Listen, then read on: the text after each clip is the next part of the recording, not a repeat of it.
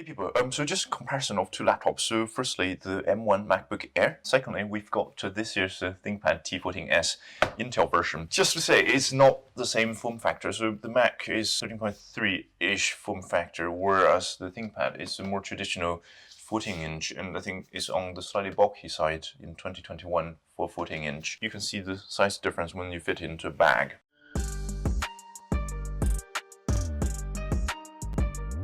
Traditionally, in the S model of the ThinkPad, you have a more metallic feel, whereas this year's version is a lot more rubberized. So if I just put it on, and you can hear my hand scraping against quite rough material, whereas this one, it just feels a lot more smooth. Certainly more grip on the ThinkPad, a little bit less easy to slip out of the hand. It's not to say that you'll want to drop it that often, it'd be a really expensive frisbee. On the Air, on the base, you have no fans. Only the Pro version at the moment has a fan, whereas the ThinkPad distinctively has a fan and a vent. Right, let's get started, take a look on the inside. So if we just try the one-handed opening, you can actually do it on the Mac from the inside ridge, as we've previously seen. On the side, it's a lot more challenging. You can see it sliding around, so open it from the middle with that and should be fine. Whereas with the ThinkPad, it says no. Strangely, 2 generations ago, you used to be able to open it with one hand, but somehow that feature got lost in transit. 2 hands and will be just fine. It's not important. I think we're probably nitpicking here. So on the inside, both laptops have webcams. The screen is distinctively glossy on the Mac. As for the display, you have more or less just one display option, so Retina screen. Quite stunning color, but it's also distinctively glossy, so if you're trying to use this in an outdoor environment, you would find your eyes struggling a little bit, or looking slightly like a mirror. Whereas the ThinkPad, it has a few more display options. The base option is about 300 nits Full HD IPS, so that's an okay business laptop if you just want to check emails. I think the expectation is probably for there to be a more generous screen. On the ThinkPad, the expectation is either go with the base option or go with the brighter privacy option, but the viewing angle for the privacy screens usually aren't as good. Or if you really want to get that delightful screen on the ThinkPad, there is a 4K panel. It's quite expensive, and availability at the moment is not as wide, so hopefully availability increases in the future. Out of the box, if you want a good balance between the resolution and the battery life, then I think Mac has you covered. ThinkPad, you have to make a distinct choice between the Full HD, so that's usually up to 400 nits, or you have to go 4K. The 4K will probably dent your battery a little bit. So on the Mac, you will notice that there is just 2 ports, one of which presumably you will need to use as port to charge, so that's something to keep in mind. There'll be plenty of dongles like this on Amazon. What you probably need to look for is one that has power delivery and one that has plenty of USB ports. I think this one only costs about £20, so it's quite cheap. That's where the limitation seems to be. So their thinking is that you'll probably want to get a few of these, one for maybe each of your desk setup. So you don't necessarily bring the dock with you. So each set of dock is probably plugged into the accessories on the desk. So if you move from office to home, you just move the laptop. This is something you probably notice that even with the ThinkPad, it has more generous array of ports. So the ThinkPad, on the other hand, has 2 Thunderbolt 4 ports. It also has the Ethernet adapter port here. So you'll need the adapter to enable an Ethernet port. It doesn't actually physically have an Ethernet port built in, which is a shame. The HDMI 2 port is quite helpful, along with the USB Type A port. 2 of it. Of course, on both laptops, thankfully, you still have the audio jack. The ThinkPad goes one step further by having the built-in SIMs option, whereas on the Mac, it would have to be presumably one of those dongle things you run across one of these. Either that, or you probably have to tether your phone. As for the everyday use, you can bend the ThinkPad all the way to the back, the display. I mean, to this day, I still haven't worked out what you would do at this angle, but I'm sure somebody will probably tell me in the comment section. As for the Mac, if we just put it on top of the ThinkPad, yeah, it stops. I'll probably argue that this is where most people need it, but having that extra versatility is definitely helpful for some people. If you're using Mac, then I think what I found useful was to get a dock, so it lines up a little bit more naturally with your eye level. So if we actually adjust it a little bit, this is extreme. Wouldn't suggest this angle, it will probably fall off, but I think it's just potentially quite helpful. So that way your eyes is aligned a lot more naturally with the level of the display. So that's something. A dock like this, I think, was from Amazon, probably 25, maybe 30 pounds usually. If you use a ThinkPad, then similar sets of dock probably works because weight-wise it's not too different. Just make sure it's not too heavy, I guess. Look at the product description. But yeah, things like this can really help your productivity. Let's have a chat about the trackpad, because usually on the Mac, it's very much the gold standard in terms of responsiveness of the trackpad and how it interacts with you. It's really large trackpad. The ThinkPad this year has made some progress by putting a much wider trackpad in. So if you can see lengthwise, it's very similar to the Mac. So just going that way. Where the Mac seemed to excel is the overall size of the trackpad. So it's not only long, but it's also quite wide. So if we use a paper to, broadly speaking, take a look at the size, it's not perfect match, but it's just, it tracks, the size. Whereas if you put the same length of paper on the ThinkPad, you can see that roughly that's where the Mac will be all the way up to the keyboard. The ThinkPad finds it necessary to do this because it still has physical buttons. I think most of the ThinkPad users will be really grateful that those buttons are there. Whereas with a Mac, generally speaking, you don't require those clicks as much, or you can do it with an external keyboard. It made progress. It's not quite the similar size, but then you know the constraints. By putting those buttons in, you will have a smaller trackpad. Personally, the first thing I do is plug in the external Logitech MX mouse. So for me, it doesn't really matter as much. Hope that they can bring better keyboard for the next generation, because I think looking at user comments online, this generation, the keyboard has just been meh. It's a little bit strange that in one generation, your superlative keyboard could just be replaced by a merely mediocre one, which just about edges out the competition, but it's not the best feeling to be having. Having said this, the T14 Gen 2, the bigger sibling of this laptop, has the same trusty keyboard as before. So if you enjoy your keyboard, then probably have a think about the T14 Gen 2, not the S model. You can hear that different keys have quite a distinctive sound signature. So effectively, the ThinkPad, it seemed to dampen the letters and the numbers. On some of the keys on the edge, it assigns it a little bit more emphasis in the sound signature that it gives. It gives you a feeling that the keyboard is a little bit more deep and authentic.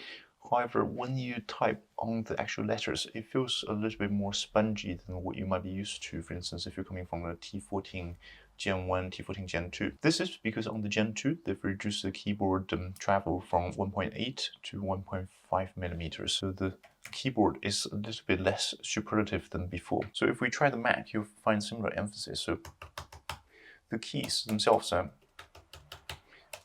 somewhat dampened in the sound. The backspace, etc.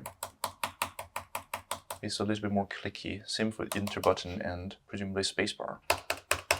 Yeah, the spacebar is a really clicky one. It gives you a sense that the keyboard is deeper than it is by emphasizing some of the responses. I mean, having said that, I'll probably say that the letters and the numbers are more enjoyable to type on the Mac than the ThinkPad. However, on this keyboard, it's more fatiguing. If you type a paragraph, your hand will reach the bottom of the keyboard, and it just feels not great when you hit that bump at the end. It says full stop. So it's a little bit more fatiguing than the ThinkPad. Okay, right, so just webcam test. So both laptops are roughly equidistant from me. They've got a little bit distance between each other so as not to capture the noise from the ThinkPad. And we've got 4 lights in front of us. So the first thing we'll notice is that the image quality on the Mac is just so much better. The skin tone is just more natural, and I think so much more detail on the shirt, the face, and you can see the hair. Whereas ThinkPad, it just looks distinctively washed out, a little bit more detailed, more soft. I'm just trying to find something where the ThinkPad looks better, and I'm struggling a little bit. So one of the things which is, if I pop back a little bit, so you'll see that I'm actually occupying less of the space on the screen on the ThinkPad frame. So I think the ThinkPad has a more wide sensor. So if you're working from home, just be conscious that you need to do a little bit more cleaning of your background, because it shows more. Whereas with Mac, it's a little bit more comfortable, but it also means sometimes maybe you need to place it a little bit further away so as not to take up too much of your screen. Because the more you get close to the screen, because of the better image quality, the more worryingly amount of detail it shows you. So it shows that getting close, and it's just too much detail, and I don't want to get closer than this. Whereas I don't have the same problem with the ThinkPad because it sort of seemed to blur out the details. The audio on the ThinkPad seemed to have a slight lag if I move across the frame sometimes, and it seemed to run a little bit more aggressive noise reduction on the audio side. On the Mac, it feels a little bit more natural, but then sometimes you have quite a lot of background noise, so it depends on your usage. The webcam on this one, so I think just to summarize, it's a clear example where on paper spec isn't necessarily indicative of the actual performance. So on paper you would think a 720p webcam is not as great as the 1080p webcam, but no, it's very clear the 720p with the ISP from iPhones is preferable than the ThinkPad. I think this is one of the first ThinkPad to use the 1080p webcam. It looks like a resolution bump rather than a meaningful upgrade. What I'll do is ask my colleague to switch off half of the light, so going from 4 lights to 2. So I think on the ThinkPad it takes a little while longer to do the auto brightness adjustment, so it's just about got it. On the Mac it does it a lot more naturally, and also the skin tone is still a lot more natural than the ThinkPad, and also on the shirt you can see a lot more detail, and it's also lit quite well. The lights are switched off symmetrically, so it's nothing to do with one side of the light being switched off. If you want to switch off another one, yeah, on the ThinkPad, as you can see, it takes a little while for the dark side of the face to get more light. It's sometimes as long as maybe 10-15 seconds. Just to say, it's still an early version of the BIOS, maybe they'll gradually marginally improve the quality, but it's just from day one the Mac. Even under lower light, it's a better quality. Oh no. Okay, so we've switched off all the lights, so in theory we're in a complete dark environment. So this is where, yeah, even the Mac struggles. I will probably say, is there more detail? It's suboptimal on either units, really. It's probably a little bit more natural in terms of the color on the Mac, because I look like a ghost on the ThinkPad. Anyway, let's get back to it, shall we? Yeah, so if I suddenly switch on the light, as you can see, the ThinkPad, it blows in the detail. But, you know, this is just, whereas with Mac, it's just continuously okay. So I think for me, I would just carry a Logitech webcam with me if I use the ThinkPad. And with a Mac, it's probably just good enough that I don't have to worry about that and some background noise. Not sure if you can pick it up. Looking at the temperature, the ThinkPad definitely has some more hot spots on the right-hand side especially, and at the center of the keyboard. The Mac, it doesn't have a fan, but it also doesn't get too hot. As you can see on the top, 33 seems to be the P in the Cinebench. As for the base of the laptop, you can see that the M1 Mac has a very predictable signature, whereas on the ThinkPad you can see at least 2 quite hot spots, so it's noticeably warmer as well, 40-ish degrees instead of high 20s.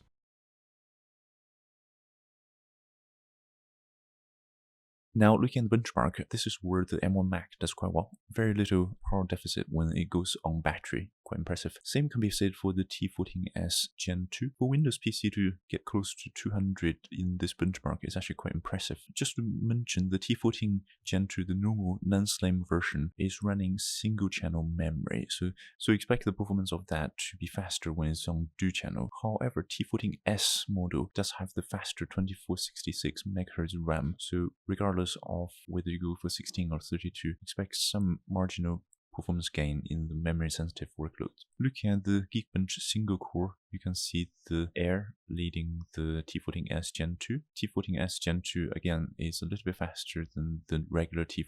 The latter is running single-channel memory, so it's not quite like for like. Now the Geekbench multi-core, this is where you really see the M1 stretching its legs quite a bit. Geekbench 5 GPU, you can see the T14S Gen 2 is actually the fastest here. It leads the M1 Mac marginally. As you can see here, the memory bandwidth really plays a role. So T14 regular version with a single channel memory was significantly behind the slimmer version, which has more memory bandwidth. Now for the Cinebench R23, slight anomaly here in that the laptop actually runs faster on battery on the M1 than on AC. Not quite sure, maybe something for us to look again. Having said that, the T14S Gen 2, it seems to pose a respectable benchmark, and it's a little bit closer to the Mac than the regular T14 on single channel. Looking at the Cinebench R23 score, you can see the M1 does quite well. For some odd reason, it seems to do a little bit better on battery than it does on AC, so we'll need to come back to this. It loses reasonably little performance when it's running sustained workload, whereas on the T14S you tend to lose a little bit more performance when you're running on the longer end of the test. And additionally, the gap between the absolute burst performance of one run versus 30 minutes is a little bit bigger. Now looking at the T14S Gen 2 and the M1, you can see the M1 speeds up a little bit ahead again. Looking at the Blender GPU test, the T14S Gen 2 does fairly well in matching the M1 performance. Again, faster than the single channel T14 Gen 2. I suspect if we make the T14 Gen 2 dual channel, it will be faster here. So hardware-wise, here are 5 reasons where the ThinkPad might be better. So 1, the chassis will be entirely designed to be robust. It's also, because it's a ThinkPad, it's usually designed for the 3 to 5 years usage. So just in case you want longer warranty, you can actually get it upgraded to 5 years. On the Mac, typically on the website, the AppleCare goes up to 3, if I remember correctly. In terms of the general durability, I think on the ThinkPad, you have a quite tested chassis. So this is the same chassis as the T490, more or less. So that has been out and about for 2 years or so. So that one is quite tested. They haven't really changed the chassis for this one between the old Air. So I think with the Apple MacBook, if you do need out-of-warranty repair one day, it's quite costly. Reason 2 is that on the ThinkPad, you can output to more displays, whereas on the Mac, you're at the moment somewhat limited to one external display without tinkering around too much. Reason 3, on the ThinkPad, you have naturally more ports built in, so this alleviates some of the pressure on you to go with the dongle life sooner than you expect. One of the crucial things is some people would probably like to use the external GPU. This admittedly will probably be a small proportion of the users, but if you do want to use external graphics, it's supported on the ThinkPad. At the moment, it's not supported on the M1 Max. Hopefully it might change in the future. Reason 4 is feels rubberized across the laptop. So in the winter, if you live in a Nordic country or somewhere really cold, then you don't really have to worry about first thing touching the laptop, it freezing your hand. Whereas on the Mac, it will always feel a little bit warm. Additionally, because it's no longer using the Intel processor, you don't expect it to warm up too quickly. So reason number 5, the ThinkPad is just a little bit more user serviceable and easier to repair potentially than the Mac. Whilst the S series isn't necessarily the most upgradable, on this model you can just upgrade the M2 SSD. What I would say is that if you do accidentally break things like the display, etc., and you're out of warranty one day, servicing it is generally quite easy. You just remove the bezel, replace the screen. It's quite easy, you take it to the repair shop, etc. Whereas with Mac, I wouldn't want to imagine the cost of doing repairs out of warranty or out of AppleCare period. It's just generally a little bit more costly. Okay, and now the 5 reasons where the hardware on the M1 Mac might be great. Well, reason 1 is quite obvious. It's the M1 chip. It's just superlative. This is coming from a person who mostly uses PC. If you're able to get used to the Mac, then you'll find the processor to be very responsive. The first few days, the responsiveness is just overwhelming. After a few days, I think if you're a PC user, you might have a sort of think if you can bring yourself about to use a Mac. So if you can imagine it, then it's a great laptop. If you can't, then it's great laptop, but maybe just not something for you right now. Reason 2 is that this laptop is just really quiet to use. It's a fanless design. If you like your quietness and you don't want to be disturbed by space heaters, then this laptop, you will really enjoy the silence that it brings. Because of the efficiency of the M1, the charger is also smaller, so it's 30 watts versus a 65 watts charger on the ThinkPad. You live in a caravan or somewhere remote and you just live on this portable battery chargers. But in theory, it's fine. It's just a large iPad in that sense. Reason 3 were the standard screen, as we previously said, it's just a joy to use. Yes, it's glossy, but you don't necessarily want to have to make a choice between 5 or 6 different screens. If so, then the one that they put in is fine. I think the P3 coverage is quite generous here. Reason number 4, the speakers is good and marginally better, I think, than the ThinkPad. And reason 5, it's the price, surprisingly, is more accessible. So right now, it depends on which market you're in. In some markets, there's quite a lot of promotions for the M1 based Mac, usually indirectly run. So it's not Apple that runs promotion, is usually one of their distributor or Amazon or somebody else that runs those promotions. The pricing on the M1 we've already seen is actually quite remarkable now. If you need to give one of your new hires a laptop and you don't want to spend too much, then maybe this is actually not a bad option, especially if they're quite media savvy, etc. What I'll probably say though is the Apple MacBook tends to hold the value better. So let's say it's 800, 900 pounds today. You'll probably expect the value to hover around that for quite some time. Whereas with the Windows-based ecosystem across the board, you expect the depreciation to happen faster. So at the moment, this is better to own, and it will be better to own for a while. Whereas the Windows-based laptop, I think it might be better to own for the same budget if you are happy with the 1 or 2 years old systems, because the depreciation on those is slower.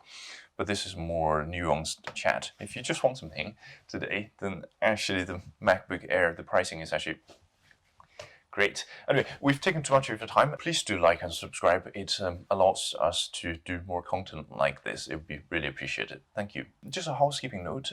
We do have a Patreon. If anybody is interested in helping out,